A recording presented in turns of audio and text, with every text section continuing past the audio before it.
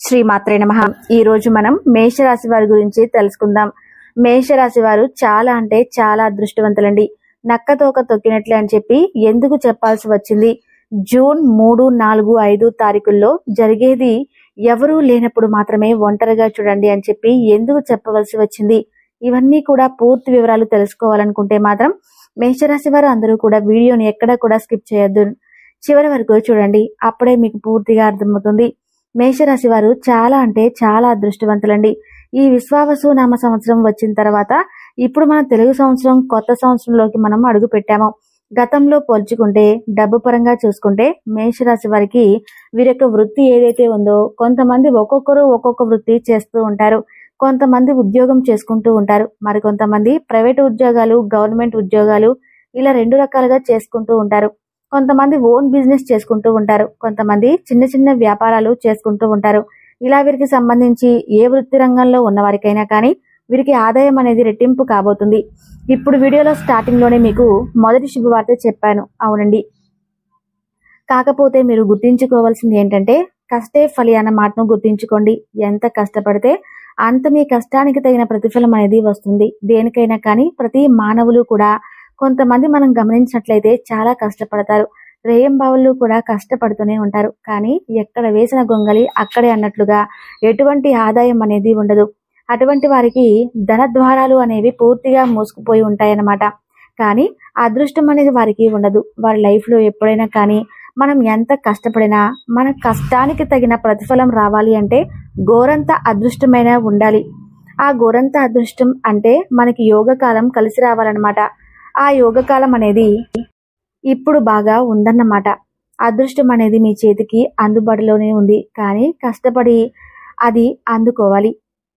ఆ అదృష్టాన్ని చేస్తున్న పని పట్ల ఇప్పుడు పడుతున్న కష్టం కాదు, ఇంకొంచెం ఎక్కువ కష్టపడాలి అన్నది ఈ మాటకు అర్థం అన్నమాట. కాబట్టి జాగ్రత్తగా కష్టపడి ఆ వృత్తిలో మీరు ఇంకొంచెం కష్టపడితే ఎక్కువ ఆదాయం అనేది ఖచ్చితంగా వచ్చే అదృష్టం అయితే మీకు రాసిపెట్టి ఉంది. ఆ విషయాన్ని గుర్తించుకొని కష్టపడండి. ఇక ఉద్యోగాలు చేసేవారికి ఎలా అండి అని అడిగితే, ఉద్యోగాలు చేసేవారికి ప్రమోషన్స్ వస్తాయి. అంతేకాకుండా శాలరీస్ అనేవి రెట్టింపు అయ్యే అవకాశం ఉంది. పై అధికారుల చేత ప్రశంసలు అనేవి ఖచ్చితంగా పొందుతారనమాట.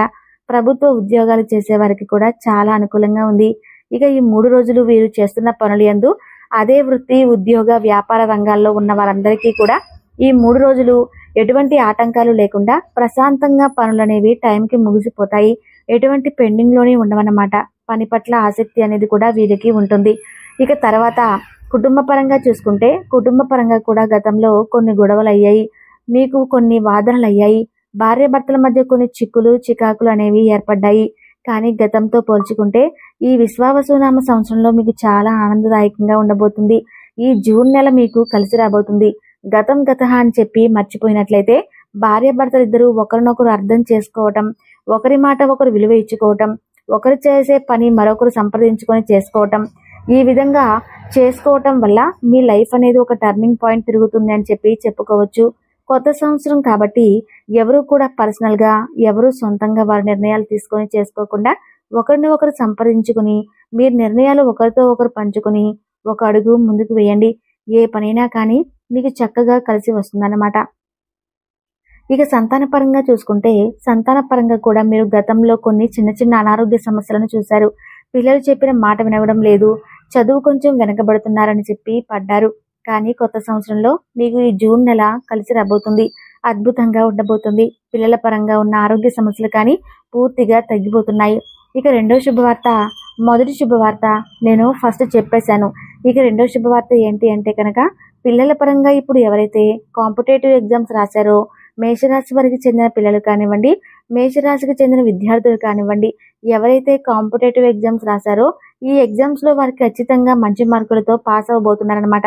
ఖచ్చితంగా మీకు ఏదైతే ఆ ఎగ్జామ్స్ ఉన్నాయో వాటిలో మీరు ఆశించిన మార్పుల కంటే ఎక్కువ మార్పులు రాబోతున్నాయి. ఇది మేషరాశి తల్లిదండ్రులకు ఒక గొప్ప శుభవార్త. మేషరాశి వారి సంతానం ఉన్న వారికి కూడా ఇదో గొప్ప శుభవార్త అనమాట. ఎందుకంటే మనకి ఏంటంటే పిల్లలే లోకం, పెద్దవాళ్ళు కాబట్టి ఇది నిజంగా వారికి గుడ్ న్యూస్ అని చెప్పి చెప్పుకోవచ్చు. ఇక కుటుంబ పరంగా చూసుకుంటే తల్లిదండ్రులు మేషరాశి వారు ముందుగా గమనించుకోవాలి. మేషరాశి వారి తల్లిదండ్రులు ఎవరైతే ఉన్నారో వారికి కూడా కొన్ని చిన్న చిన్న సమస్యలు, పెద్ద సమస్యలు ఇవన్నీ కూడా చూశారు. అవన్నీ కూడా చాలా వరకు తగ్గుతాయని చెప్పి చెప్పుకోవచ్చు అనమాట. ఓవరాల్ గా చూసుకుంటే కుటుంబ పరంగా చాలా సవ్యంగా అన్ని కూడా చక్కగా జరుగుతాయన్నమాట. కుటుంబ పరంగా చూసుకుంటే ఇక వచ్చేసి మేషరాశి వారు చాలా అదృష్టవంతులనే చెప్పుకోవచ్చు. వారు అనుకూలంగా ఉందని చెప్పి చెప్పుకోవచ్చు. కోర్టు వివాదాల్లో ఎవరైతే చిక్కుములలో ఇబ్బంది పడుతున్నారో, వాయిదాలతో ఇబ్బంది పడుతున్నారో వారికి కూడా ఈ సంవత్సరం అనుకూలమైన తీర్పులు వచ్చే ఆనందపడే యోగం అయితే కనిపిస్తుందన్నమాట.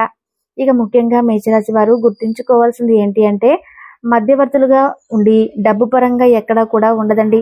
ఈ విషయాన్ని గుర్తించుకోండి. జనాలకు కాస్తంత దూరంగా ఉండండి. అదేంటంటే, జనాలకు దూరంగా ఉండటం ఏంటి అని చెప్పి అడగవచ్చు. ఇక్కడ మీరు ఎందుకంటే ఇప్పుడు ప్రస్తుతం ఉన్న రోజుల్లో ఒకరు బాగుపడుతున్నారు అంటే మరొకరు చూడలేని పరిస్థితుల్లో ఉన్నారనమాట. ఇంట్లో అన్నతమ్ములు అక్క తమ్ములు చూసుకోలేకపోతున్నారు. ఒకరు బాగుపడుతున్నారు అంటే మరొకరు ఆటోమేటిక్గా వాళ్ళ స్వార్థం, అందరూ కాదండి కొందరనమాట, వాళ్ళ స్వార్థం కొద్దీ అసూయపడి వారి మీద కేడు తలపెడుతూ ఉంటారు. మీ బంధువుల్లోనే ఎదుగుతున్నారని చెప్పేసి రూపాయి సంపాదించుకుంటున్నారని చెప్పి కాస్త కుదురుగా ఉండకుండా కాస్తంత ఆనందంగా గడుపుతున్నారని కుళ్ళుకుంటూ ఉంటారు. అంటే చూడలేకుండా ఓర్వలేకుండా అసూయపడే ఏడ్చే వాళ్ళు చాలా మంది ఉన్నారు. కాబట్టి మీకు ఆ ఏడుపులు ఇవన్నీ కూడా తగ్గాలి అంటే మాత్రం ప్రతి అమావాస్య రోజు, నెలకొకసారి ఆదివారం రోజు మీరు ఉప్పు ఆవాలతో దిష్టి తీసి వేసుకుంటూ ఉండండి. ఎందుకంటే నెగిటివ్ ఎనర్జీ అనేది మీ మీద నుంచి ఎప్పటికప్పుడు తీసేసుకుంటే మీకు ఆర్థిక పరంగా ఎంతో అభివృద్ధిని చూస్తారు. కాస్త మనశ్శాంతిగా ఉండటం కోసం దైవారాధన చేసుకుంటూ ఉండడం, ధ్యానం చేసుకుంటూ ఉండడం, కాస్త మనసు ఉల్లాసంగా ఉత్సాహంగా ఉండడానికి కుటుంబంతో టైం స్పెండ్ చేయటం, పిల్లలతో టైం స్పెండ్ చేయటం, ఈ విధంగా చూసుకుంటే మీకు ఆరోగ్యం కూడా చక్కగా అనుకూలిస్తుంది.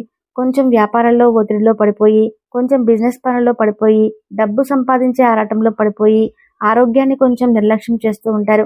మేషరాశి వారు గ్యాస్ట్రిక్ ప్రాబ్లమ్స్, అంతేకాకుండా మైగ్రేన్, తలనొప్పి, భుజాల నొప్పులు, కొంచెం మోకాల నొప్పులు, కీళ్ళ నొప్పులు అనేవి దాదాపుగా ఇబ్బంది పెడుతూ వచ్చాయి ఇప్పటి వరకు. కాకపోతే ఇప్పటి నుంచి కూడా కొన్ని సమస్యలు పూర్తిగా తగ్గుతాయని చెప్పి చెప్పాను. కానీ కొంతవరకు అయితే బెటర్ అవుతారండి. అంతేకాకుండా కొంచెం మీరు డైట్ పట్ల ఎక్కువగా ఇంట్రెస్ట్ చూపించడం, ఆరోగ్యకరమైన పదార్థాలు తినడం, టైంకి పడుకోవడం, కొంచెం సరదాగా గడపడం, పెద్దలతో కానీ పిల్లలతో కానీ కొంచెం నవ్వుతూ మాట్లాడటం, ఇలా చేయటం వల్ల ఏంటంటే మానసిక ఆరోగ్యం అనేది బాగా పెరుగుతుంది. ఎప్పుడైతే మనిషి స్ట్రెస్ అనేది తగ్గుతుందో మానసిక ఆరోగ్యం అనేది రెట్టింపు అవుతుంది. మానసిక ఆరోగ్యం మీదనే మన యొక్క శరీర అవయవాలన్నీ కూడా పనిచేస్తాయి. కాబట్టి మనం ఎప్పుడైతే సంతోషంగా ఉంటామో మనలో ఆరోగ్యం అనేది పెరుగుతుంది. ఈ విషయాన్ని గుర్తించుకొని ఆరోగ్యమే మహాభాగ్యం అని చెప్పి ఒక మాటను గుర్తించుకొని టైంకి తినండి, టైంకి పడుకోండి, అందరితో సంతోషంగా ఉండండి. మేషరాశి వారు రియల్గా చెప్పుకోవాలి అనుకుంటే చాలా మంచివారండి. అందరూ బాగుండాలి అనుకుంటారు, అందులో మేము ఉండాలి అని చెప్పి అనుకుంటూ ఉంటారు. కాబట్టి అందరితో ఏంటంటే వీరు మనసు విప్పి మాట్లాడేస్తూ ఉంటారు. ఇక మేషరాశి వారి గురించి చెప్పుకోవాలనుకుంటే జూన్ 3వ తారీఖు వీరికి అకస్మాత్తుగా కొత్త వ్యక్తులు పరిచయం అయ్యి వీరికి ఆర్థిక పరంగా ఎన్నో కలిసి వచ్చే అవకాశాలు ఉన్నాయి. అంటే నలుగురిలో వీరి యొక్క లెవెల్ అనేది పెరుగుతుందన్నమాట. వీరి వెనక ఎంతో మంచిగా మాట్లాడుతూ ఉంటారు. వీరు ముందు మాత్రం ఏమీ పట్టించుకున్నట్టు ఉంటారు. వీరిలో ఎక్కువ చిలిపితనం ఎక్కువగా ఉంటుంది, మాట్లాడేతత్వం ఎక్కువగా ఉంటుంది. పెట్టుబడులు పెట్టే దగ్గర కూడా కాస్త జాగ్రత్తగా ఉండండి. కొంచెం ఖర్చులు ఎక్కువ పెట్టే అవకాశమే కనిపిస్తుంది. కాబట్టి ఖర్చులు తగ్గించుకోండి. ఏదైనా కూడా ఎంత గ్రహాలు అనేవి మనకు అనుకూలంగా ఉన్నప్పటికీ మనం మన స్థితిని బట్టి కూడా మన యొక్క అనుకూలతలు అనేవి మార్చుకోవచ్చు. కాబట్టి ఖర్చులు పెట్టేటప్పుడు ఆ ఖర్చు ఎందుకు పెట్టాలి, ఇది అవసరమా కాదా, దీనివల్ల ఉపయోగం ఉందా అని 1-2 సార్లు ఆలోచించండి. ఇక జూన్ 4వ తారీఖు ఏంటంటే వీరికి ఒక కొత్త వ్యక్తి పరిచయం అయ్యి వీరి జీవితంలో అద్భుతాలు చూడబోతున్నారు. ఆ కొత్త వ్యక్తి వల్ల మీకు జీవితం అంటే ఏంటి, ఎలా బతకాలి అనేది తెలుస్తుంది. ఇప్పటి వరకు మీరు ఎదురు దెబ్బలు తిన్నారు, కానీ ఇప్పటి నుంచి మీ జీవితం అనుకూలమైన స్థితిలోకి రాబోతుంది. అలానే జూన్ 5వ తారీఖు ఎలా ఉండబోతుంది అంటే మీరు పెట్టుబడులు పెట్టే దగ్గర, మీ యొక్క ఆఫీస్లో కానీ వ్యాపారాలలో కానీ ఎక్కడైనా ఆర్థికంగా కానీ పెట్టుబడులు పెట్టేటప్పుడు 1-2 సార్లు ఆలోచించండి. ఎందుకంటే జూన్ 5వ తారీఖు మీకు ఆర్థిక పరమైన ఇబ్బందులు ఎదుర్కొనే అవకాశం కనిపిస్తుంది. కాబట్టి కొంచెం ఆచితూచి అడుగులు వేయండి. అలానే మీరు ప్రతిరోజు కూడా అంటే ఇంట్లో నిత్య దీపారాధన చేయడానికి ప్రయత్నించండి. అలానే శనివారం రోజున వెంకటేశ్వర స్వామికి తులసి మాలను సమర్పించడం, రావి చెట్టు కింద ఆవు నెయ్యితో దీపారాధన చేయాలి. పిండి ప్రమిదలు చేసుకొని అందులో దీపారాధన చేసుకుంటూ ఉండడం. ఇక అంతేకాకుండా ఆంజనేయ స్వామికి తమలపాకుల మాల వేయటం, ఇంట్లో నిత్య దీపారాధన చేసుకుంటూ ఉండడం. దీపారాధన చేసుకునేటప్పుడు యాలకులను, లవంగాలను దీపారాధన నూనెలో వేయటం, ఇవన్నీ చేయటం వల్ల ఏమవుతుంది అంటే మీకున్న జాతక దోషాలు ఏమైనా ఉంటే అన్నీ తొలగిపోతాయి. ఇంట్లో నెగిటివ్ ఎనర్జీ ఉంటే నెగిటివ్ ఎనర్జీ పూర్తిగా వెళ్ళిపోతుంది అనమాట. పాజిటివ్ వైబ్స్ అనేవి వస్తాయన్నమాట. ఇక అంతేకాకుండా మీకు సంఘంలో మంచి పేరు ప్రతిష్టలు వచ్చే అవకాశం కూడా ఉందన్నమాట. ఇక ముఖ్యంగా లవర్స్ విషయానికి వస్తే లవర్స్ కూడా చాలా అద్భుతంగా ఉందండి. ఇక ఈ 3 రోజులు కూడా మీకు అనుకూలంగా ఉంటుంది. ప్రయాణాలు కూడా మీకు చక్కగా అనుకూలంగా జరుగుతాయన్నమాట.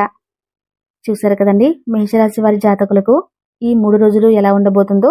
ఈ వీడియో మీకు నచ్చితే తప్పకుండా లైక్ చేసి శ్రీమాత్రే నమః అని చెప్పి చిన్న కామెంట్ చేయండి. Thank you.